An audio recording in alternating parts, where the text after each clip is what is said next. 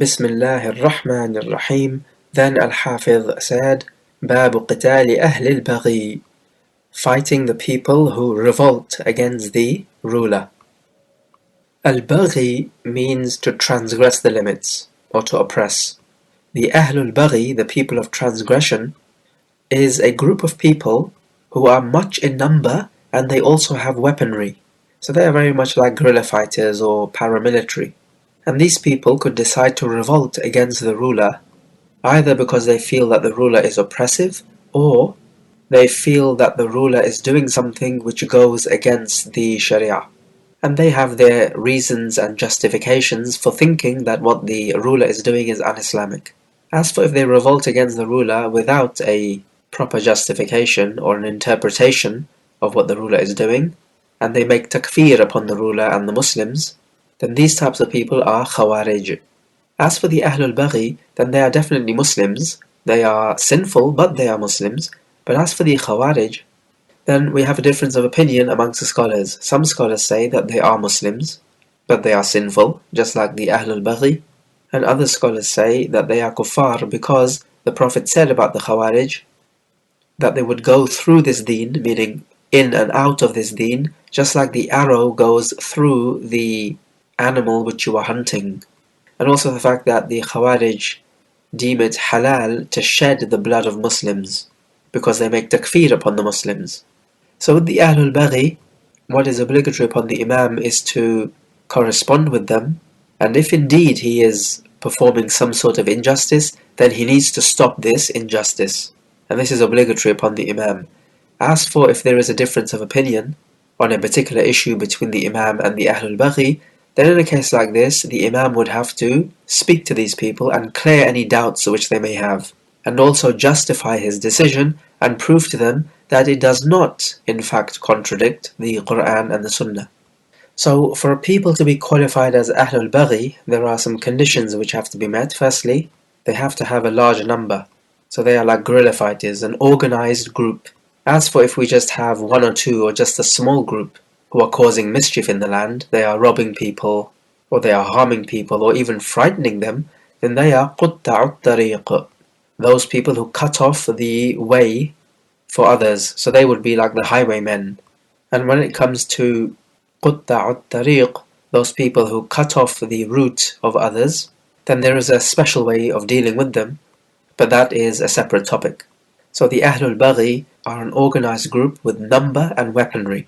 When we talk about weaponry, then different times and places have different types of weaponry. So nowadays, when we talk about weaponry, we would be talking about bombs, assault rifles, and shotguns, and other incendiary devices. And also the second condition is that they revolt against the Imam because of a legitimate interpretation which they have, meaning a legitimate justification. If they do not have any justification, then they are not ahl-baghy, they qualify more as khwaarij.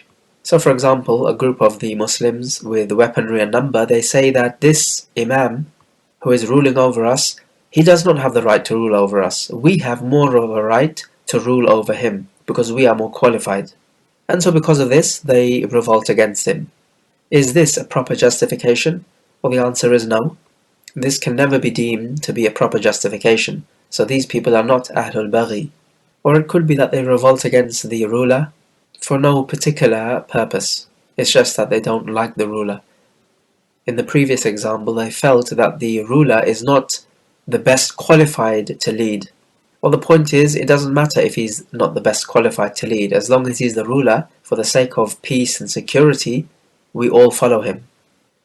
But the ahl-baghy would have a justification for revolting against the ruler, and their justification is something which could be understood through the Sharia lens. And an example to illustrate this, the Imam of the Muslims, he enters into a peace treaty with the mushrikeen, so that there will be no fighting between them. So a group of the Muslims then, the ahl-baghy, they say, hang on a minute, how can we have a peace treaty with the Muslims when we know that al-jihad applies up till Yawm al-Qiyamah? What on earth is this Imam doing, striking a peace treaty with these people? So this is their justification, and it is understandable. So in a case like this, it is upon the Imam to correspond with them, to speak with them, and to remove any doubts and grievances which they may have. So he could tell them something like, I fully understand your grievance and your justification, and it's certainly true that the Prophet ﷺ did say that al-jihad runs up until Yawm al-Qiyamah. It will be in effect up till Yawm al-Qiyamah, so there could never come a time where there is no more jihad. However, jihad still has its conditions, which should be met before jihad can be implemented. And from these conditions is that the Muslims are able to fight, and that they are in a strong position to be able to carry out a war. And right now, our political and military situation is such that it would be unwise to carry out a war with them, as we would simply risk losing our own land and the women and children to them as servants. Therefore, I see it better in the interest of the people that for the time being we enter into a peace treaty with them. And so this is out of a case of necessity, not because we want peace with them, or that we want to particularly do them a favor. No, rather this is doing us a favor. It could be that the grievance is legitimate, and the Imam is doing something which is wrong. For example, he is putting down a tax on people's earnings. This is wrong. Or perhaps he is ordering them to demolish houses which the people need. Or perhaps he is taking people's wealth without due right. If they mention legitimate grievances like this, then it is wajib upon the Imam to remove this dhulm. Or perhaps it could be that the Imam makes something wajib upon the nation, and this particular group has a grievance with this. They don't want a particular matter imposed upon them because they do not see it as being wajib. So obviously they do not want to obey the ruler in this issue. So again, the Imam would have to speak to them and explain to them why it is wajib. And we do say that it is wajib upon the Imam to justify his decision, because then if he justifies his decision and the ahl-baghy continue to fight him, then at least this would give the Imam justification to fight them back, because the Imam has done what he ought to do. So when the Imam has done what he ought to do, and the ahl-baghy refrain from fighting him, then this is all well and good. If they still prove to be stubborn and continue to fight the Imam, then the Imam has to take to the military and fight them back. Note here that we say that you fight the ahl-baghy, you don't necessarily kill them, because the point is that they are Muslims, they are not harbi. As for a harbi, then you go out there and you kill him.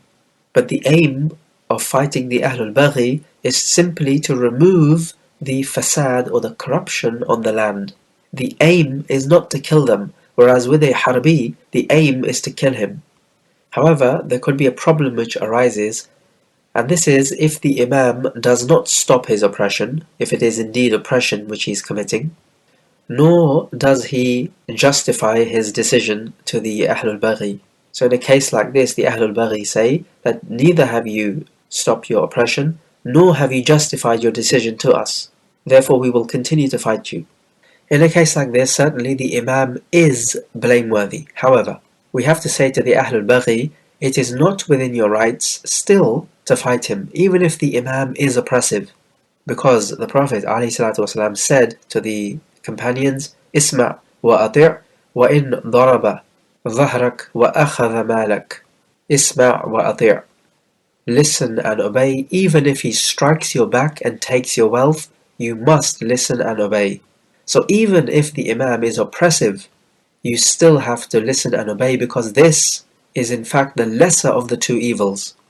Okay, what about this situation? If the Muslim army fights the ahl-baghy, and we have one man fighting for the Imam, and the other man, who is the brother of the soldier, he is fighting for the ahl-baghy. So we could have brothers fighting each other. If one of them dies in the battle, can the other brother inherit from him? Well, the answer to that is yes, because the point is they are both Muslims, and the inheritance will only be prevented if one of them was a kaafir. What about if we have two groups of Muslims who fight amongst each other, and they destroy each other's wealth? Then after the battle, are they guarantors of what they have destroyed? The answer is yes, but what we'd do is that we'd give a value to the damage of one party, and we'd give a value to the damage sustained by the other party, So if, let's say, the damage sustained by each party is £1,000, so £1,000 each they have sustained the damages in, then nobody owes anyone anything. If one party sustained £1,000 damage, the other party sustained £500 damage, so that would be party number 2, let's say, then party 2 would pay party 1 £500, so it would be the difference. This is in the case of just two parties or groups fighting each other. It is not the case with the army of the Imam fighting the ahl-baghy, because the army of the Imam fighting the ahl-baghy is fighting with due right. So our situation here pertains to more like tribal affairs. Okay, let us take a look at these ahadith in this chapter. Hadith 1036. وعن ابن عمر رضي الله عنهما قال قال رسول الله صلى الله عليه وسلم من حمل علينا السلاح فليس منا متفق عليه. From Ibn Umar, the Prophet said, whoever carries weapons against us or bears arms against us, then he is not from us. متفق عليه. So this hadith can apply to the ahl-baghy because the ahl-baghy are the people who fight against the Muslim ruler and the army. So it's like they are fighting against the Muslims. So this hadith is telling us that anyone who bears arms against us is not from us, so he's not from the ways of the Muslim. This hadith applies to one person, it applies to a group of people. And it also proves to us that this is a major sin, because the Prophet has said that he is not from us. And when you're not from the ways of the Muslims, then this is a major sin. And the Prophet ﷺ himself said, لا ترجعوا بعدي كفارا يضرب بعضكم رقاب بعض. Do not turn kuffar after me, striking the necks of each other. Likewise he said, سباب المسلم فسوق وقتاله كفر. Insulting a Muslim is an evil action, but fighting him is kufr. Meaning to say, it does not take you out of the fold of Islam, but it is from the ways or the sunnah of the kafir. So it is like you are imitating a kafir when you fight another Muslim. Otherwise, we know from the Quran that when two groups of believers fight each other, then Allah Jalla wa Ala calls them brothers, where He says, إِنَّمَا الْمُؤْمِنُونَ إِخْوَةٌ فَأَصْلِحُوا بَيْنَ أَخَوَيْكُمْ. Verily the believers are brothers, so make reconciliation between the brothers. So when they are fighting, make reconciliation between them, because they are brothers. Bearing arms against another Muslim is obviously bad enough from this hadith. However, if you have a weapon in your hand, let's say a knife or a sword, you are not even allowed to point this knife or a sword or a gun at your brother, because it could be that the shaitan entices you in some way to use it against the Muslim brother of yours. In the Sahihain, the Prophet expressly forbade this. He said, لا يشير أحدكم إلى أخيه بالسلاح فإنه لا يدري أحدكم لعل الشيطان ينزع في يده فيقع في حفرة من النار. One of you should not point with his weapon to his brother, because one of you does not know. Perhaps the shaitan would take this weapon out from his hand, and so he would fall into one of the pits of hellfire. So it could be that the shaitan makes it possible for you to kill your brother, simply because you were pointing the weapon at him. Maybe you're pointing a gun at him and accidentally you pull the trigger, and so you kill your brother and you end up in one of the pits of Jahannam. You might say, but this was accidental killing, so how could I be punished? Well, it could be accidental killing, but you were blameworthy in the fact that you disobeyed this hadith by pointing the weapon at your brother. Far from fighting each other, Allah Jalla wa Ala orders us to be united. He says, وَاعْتَصِمُوا بِحَبْلِ اللَّهِ جَمِيعًا وَلَا تَفَرَّقُوا, and hold fast to the rope of Allah and do not be divided. Likewise he says, إِنَّ هَذِهِ أُمَّتُكُمْ أُمَّةً وَاحِدَةً وَأَنَا رَبُّكُمْ فَاعْبُدُونَ. This ummah of yours is one ummah and I am your Lord, so worship me. So again we have this idea of one ummah, this idea of unity. Hadith 1037. وعن أبي هريرة رضي الله عنه عن النبي صلى الله عليه وسلم قال من خرج عن الطاعة وفارق الجماعة ومات فميتته ميتة جاهلية أخرجه مسلم. From Abu Hurairah, the Prophet said, whoever leaves the fold of obedience to the Imam and he separates off from the group of the Muslims and then he dies, then his death would be a Jahiliyyah death. Muslim reported it. So in this hadith then, we learn that it is not permissible to leave the fold of obedience to the Imam. The Imam has to be obeyed as long as his order does not violate or contradict the Sharia. For example, the Imam telling you not to pray or not to give the zakah. Or for example, him ordering you to drink wine or to eat pork. These types of orders are in direct violation of the Sharia. But as for those orders which are not directly violating the Sharia, for example, he has the law that you have to stop at a red light on the road when you're driving the car, or you have to go at the green light, or for example, you must drive on the left-hand side or the right-hand side, and many other rules and regulations to regulate the society, then these rules do not directly oppose the Sharia. So therefore, obeying these rules is wajib even in the Sharia. Why? Because obeying the ruler is wajib from the Sharia. As for people who rebel against the Imam or the state, then we can divide them up in categories. Number one, those who rebel against the state without any understandable justification or without any understandable reason, then they are the qutta'u tariq, people like the highwaymen who may rob others or frighten others or kill others. And so these are just general criminals, and the Sharia dictates a way to deal with them. As for if you have a people who rebel against the ruler due to some sort of justification which they have, except that this group is a small group and they do not have any military grade weapons, but they are just a small group, then this group, its ruling is similar to the first category. They are like the qutta'u tariq, those people who cut off the way for others. Then the third category are those people who rebel against the ruler and they are large in number and they have military weapons as well. So they're able to defend themselves. So they're like guerrilla fighters or paramilitary. These are the ahl-baghy. And so a lot more care needs to be taken with them because these people are able to seriously fight back.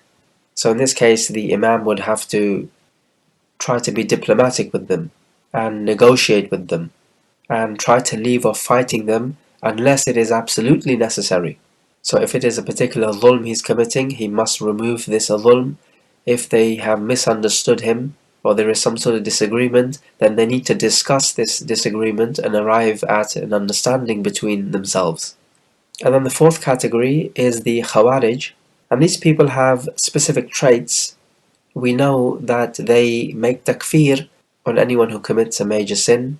These people will inevitably make takfir upon the ruler, as they did with Ali radiallahu anh.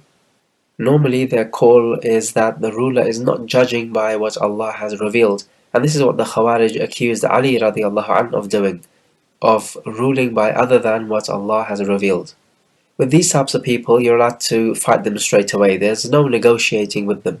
But one thing which we can say about all four of these groups is that they have all left the fold of obedience. So, if they die in this state, then their death would be like the death of Jahiliyyah, meaning to say, it is only the people of Jahiliyyah who would die without giving the pledge of allegiance to the ruler. As for the job of being the ruler, then Shaykh al-Islam Ibn Taymiyyah has said that Allah has preferred the men for this job over the women, because Allah has created in men certain qualities and characteristics which makes the man more fitting for this job than the woman. And this is not an insult to women at all, this is just an observation of how Allah Jalla wa Ala has created the man and the woman. And the Prophet said, لا يفلح قوم ولوا أمرهم امرأة, that a people who make a woman in charge of their affairs, meaning as a political ruler, would not succeed. Hadith 1038. وعن أم سلمة رضي الله عنها قالت قال رسول الله صلى الله عليه وسلم تقتل عمارا الفئة الباغية رواه Muslim. From Salama, the Prophet said, the transgressive party will kill Ammar. Muslim reported it. The man mentioned in the hadith here is Ammar ibn Yasir radiallahu anh, one of the famous companions. And the Prophet is telling us here that the ahl-baghy, the transgressive party, will kill Ammar. We find here that the Prophet is giving a prediction of what will happen in the future. Now we know that the future is a matter of the unseen, and the Prophet does not know the unseen. plenty of direct evidence in the Quran for this. For example, in Surah Al-An'am, Allah says, قُلْ لَا أَقُولُ لَكُمْ عِنْدِي خَزَائِنُ اللَّهِ وَلَا أَعْلَمُ الْغَيْبَ وَلَا أَقُولُ لَكُمْ إِنِّي مَلَكٌ. Say, O Muhammad, I do not tell you that I have the treasures of Allah, and I do not know the unseen, and neither do I tell you that I am some sort of angel. إِنْ أَتَّبِعُ إِلَّا مَا يُوحَى إِلَيَّ. I only follow what has been revealed to me. So clearly the Prophet is saying to us here that he does not know the unseen. Similarly in Surah Al-A'raf, قُلْ لَا أَمْلِكُ لِنَفْسِي نَفْعًا وَلَا ضَرًّا إِلَّا مَا شَاءَ اللَّهُ وَلَوْ كُنْتُ أَعْلَمُ الْغَيْبَ لَاسْتَكْثَرْتُ مِنَ الْخَيْرِ وَمَا مَسَّنِيَ السُّوءُ إِنْ أَنَا إِلَّا نَذِيرٌ وَبَشِيرٌ لِقَوْمٍ يُؤْمِنُونَ. Say, I do not have the power to benefit nor harm myself except what Allah wills, and if I had known the unseen, I would have secured for myself much wealth, and no harm would have touched me. But rather, I am only a warner and a bearer of glad tidings for a believing folk. And we find that what the Prophet predicted did in fact happen. Ammar ibn Yasir was on the side of Ali when the army of Ali fought the army of Muawiyah. Because when the khwaarij killed Uthman ibn Affan, the major companions decided that Ali ibn Abi Talib should be the next Khalifa. At that time, Muawiyah was the leader of Ash-Sham because Uthman ibn Affan had appointed him the leader of Ash-Sham. And him being the leader, clearly he had an army under him. He refused to pledge allegiance to Ali ibn Abi Talib, and the reason he gave was that the people who killed Uthman are with Ali ibn Abi Talib, and he demanded that Ali hand these people over. However, Ali radiallahu anh was in no position to be able to do that quite yet, and so this led to a disagreement, which in turn led to a lot of anger, and that led to these two armies fighting each other. And so in this fight, the army of Muawiyah killed Ammar ibn Yasir, who was fighting for the side of Ali ibn Abi Talib radiallahu anh. And so if that is known, then according to this hadith, this makes the army of Muawiyah the ahl-baghy. Why? Because they opposed the ruler. And you can see what their justification was. They had an understandable justification. They wanted the killers of Uthman handed over so revenge could be taken. But Ali ibn Abi Talib was in no position to do this, because the situation was not as black and white as they make it out to be. And so in a case like this, the Imam's side must be taken and you're not allowed to rebel against him. And so from this hadith we also know that Ali ibn Abi Talib was upon the truth. He was on the right side, and the position of Muawiyah was the wrong position to take. But when it comes to these fights and disagreements amongst the Sahaba, then what is our position and our attitude towards this? Because you will find many people of deviancy, like the Shia, they will make a big deal out of these events. So they would speak ill of Muawiyah because he fought against Ali, or they may speak ill of Aisha because her followers fought against Ali.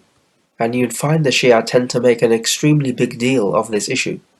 Our position is what Umar ibn Abdul Aziz said. He said that Allah has purified our swords from their blood, so we will purify our tongues from them. Meaning to say that we were not in the battle fighting these companions. So we were not fighting for one side against the other. So our swords do not have the bloods of the companion on them.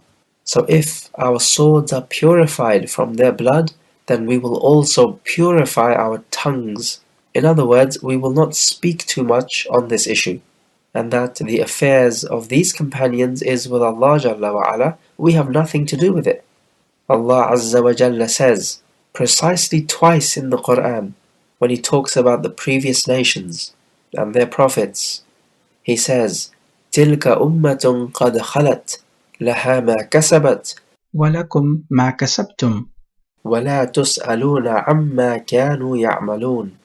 That was a nation which has passed away. They shall receive the reward of what they earned, and you what you earn, and you will not be questioned about what they used to do. So it's a very simple attitude to take. They will have to give account for what they did, and you for what you did. and you have no concern over what happened in the past.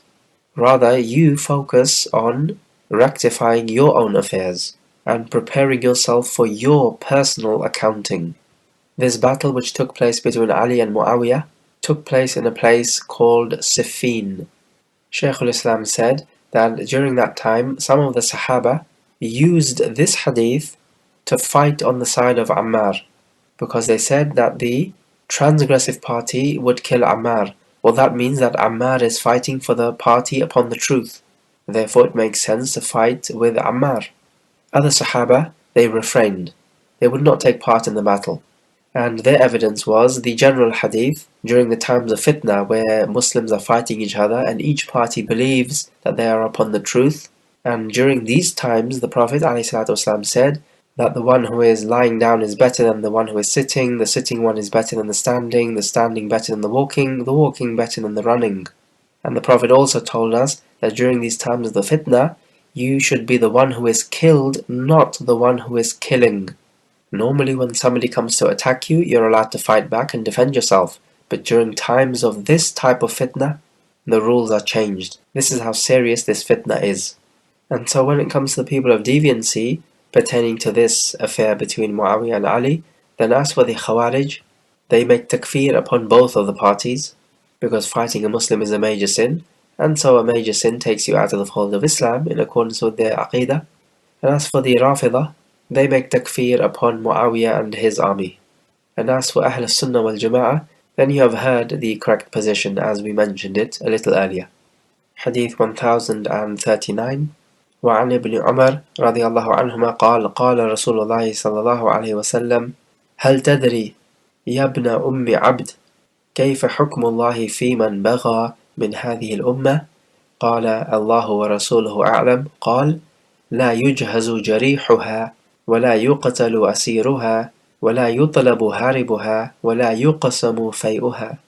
رواه البزار والحاكم وصححه فوهم، لأن في إسناده كوثر بن حكيم وهو متروك، وصححه عن علي من طرق نحوه موقوفا أخرجه ابن أبي شيبة والحاكم.